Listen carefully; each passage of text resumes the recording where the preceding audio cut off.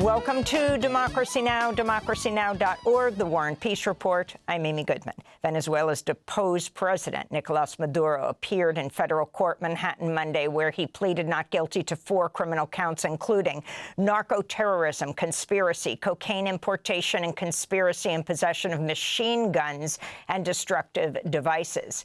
If convicted, each charge carries a maximum sentence of life in prison. During his arraignment, Maduro declared, "I'm not guilty. I'm a decent man. I remain the president of my country," Maduro said. In charging documents, prosecutors abandoned the Justice Department's prior claim that Maduro is head of a drug cartel called Cartel de los Soles. In fact, no such organization exists. It's a Venezuelan slang term dating to the 1990s, referring to public officials who are corrupted by drug money. Meanwhile, Maduro's wife, Celia Flores, pleaded not guilty to the 3 criminal counts she faces. She appeared with bandages on her temple and forehead. Her lawyer says she suffered significant injuries, including a possible rib fracture as she was abducted by a U.S. Army Delta Force team in a pre-dawn raid on the presidential residence in Caracas early Saturday. Venezuelan officials say the U.S. assault caused at least 80 deaths. In Caracas, Venezuela's Vice President Delcy Rodriguez was formally sworn in as interim president Monday. On Saturday, Rodriguez was initially defiant in her condemnation of the Trump administration's assault, calling it barbaric and a violation of Venezuelan sovereignty. But during a cabinet meeting Monday, Rodriguez continued with a more conciliatory tone, saying her government would engage in some cooperation with the U.S. This comes after President Trump threatened her in an interview with The Atlantic magazine, saying, quote, "If she doesn't do what's right, she's going to pay a very big price, probably bigger than Maduro," Trump said. The United States faced widespread condemnation from members of the United Nations Security Council, who convened an emergency session in New York Monday to discuss the U.S. attack on Venezuela. UN Secretary General Antonio Guterres told ambassadors there must be respect for national sovereignty, political independence, and territorial integrity, after warning the U.S. had set a dangerous precedent for the world order. U.S. Ambassador to the United Nations Mike Waltz defended the Trump administration's actions as a legitimate law enforcement operation, unquote. Condemning the attacks as a violation of the UN Charter were Brazil, China, Colombia, Cuba, Eritrea, Mexico, Russia, South Africa, and Spain. This is Venezuela's ambassador to the United Nations, Samuel Moncada.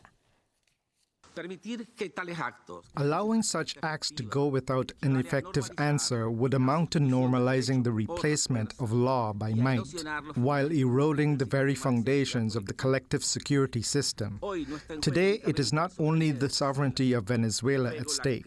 At stake is the credibility of international law, as is the authority of this organization, as well as the principle that no state can appoint itself as judge and enforcer of the world order. Meanwhile, demonstrators rallied outside the federal courthouse in Manhattan, where Nicolas Maduro and his wife, Celia Flores, were being arraigned on Monday, protesting both for and against his detention by the United States. The protests were among dozens held around the U.S. since Maduro's abduction. In Michigan, anti-war demonstrators took to the streets of downtown Grand Rapids Saturday afternoon. Protest organizer Jessica Plichta spoke with local ABC affiliate WZZM. We want to stop war with Venezuela. We want to end all U.S. wars. We don't want boots on the ground in Venezuela. We don't want to fight Venezuela for oil. We don't want our friends and families to be sent to Venezuela and be killed for oil. As Plichta concluded her interview, 2 police officers appeared behind her on camera and arrested her.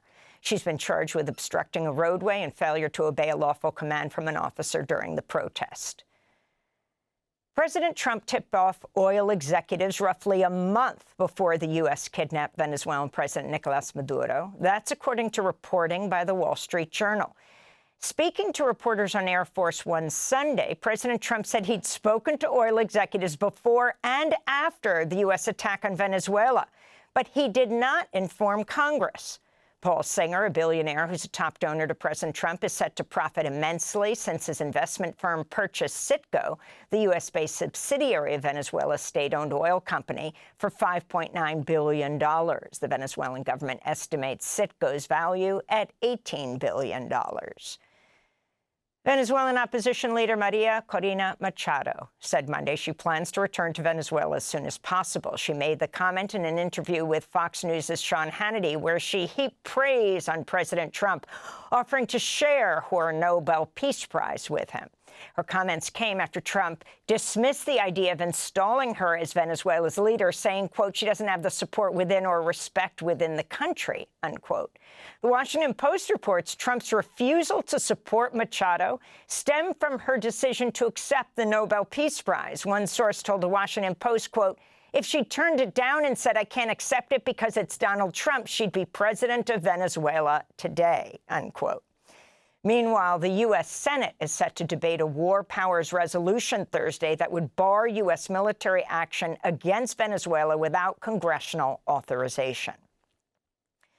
Danish Prime Minister Mette Frederiksen warned that if the United States were to try to take over Greenland, it would spell the end of NATO. He told the Danish state broadcaster, quote, if the United States chooses to attack another NATO country militarily, then everything stops, unquote. Her comments come as President Trump has repeatedly threatened to use military force to take over the autonomous Danish territory, telling reporters on Sunday, quote, we need Greenland from the standpoint of national security, and Denmark is not going to be able to do it, unquote.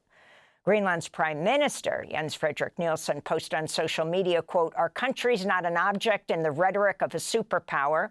We are a people, a country, a democracy. That must be respected, especially by close and loyal friends, unquote. Speaking to CNN, U.S. Homeland Security Advisor, Presidential Advisor Stephen Miller asserted the U.S. has the right to take over Greenland. The United States should have Greenland as part of the United States. There's no need to even think or talk about this in the context that you're asking of a military operation. Nobody's going to fight the United States militarily over the future of Greenland. Israel launched airstrikes in southern and eastern Lebanon, claiming to target Hezbollah and Hamas infrastructure. Lebanon's health ministry said a drone strike on a car in the south of Lebanon Monday wounded 2 people. Israel's continued its attacks in Lebanon despite a U.S.-brokered ceasefire between Hezbollah and Israel back in 2024. Meanwhile, in Gaza, Israeli forces hit a tent housing displaced people in the El Mawasi area northwest of Khan Yunis, killing a 5-year-old girl and her uncle and wounding 2 other children. Israeli forces also shot a child in the head in Beit Lahia in northern Gaza, close to the yellow line that separates Israeli-controlled areas from the rest of Gaza. The U.S. has dropped the number of vaccines it recommends for every child, going from 17 to 11 routine vaccines. Vaccines like flu, rotavirus, hepatitis A and B, RSV, and some meningitis shots are no longer broadly recommended for all children. Instead, those vaccines are only recommended for certain groups deemed high risk.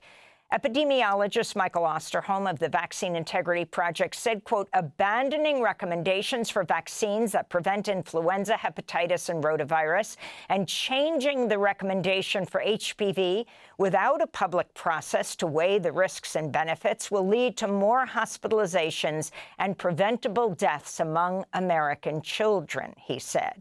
Republican Senator Bill Cassidy, a physician who voted for Robert F. Kennedy Jr.'s confirmation as Health and Human Services Secretary, sharply criticized the new vaccine schedule, saying it's based on, quote, no scientific input, unquote. It comes as new U.S. flu cases surged over the holidays, already surpassing the flu epidemic of last winter, which was one of the harshest in recent years. The CDC estimates at least 11 million flu illnesses, 120,000 hospitalizations, and 5,000 deaths this season. Democratic lawmakers are demanding House Speaker Mike Johnson unveil a plaque honoring police officers who defended the Capitol against a violent mob seeking to overturn the 2020 election 5 years ago today, January 6, 2021. The plaque was commissioned by Congress in 2022 and was required by law to be installed by March 2023. But it remains in a Capitol basement utility room as Republican leaders continue to block its display.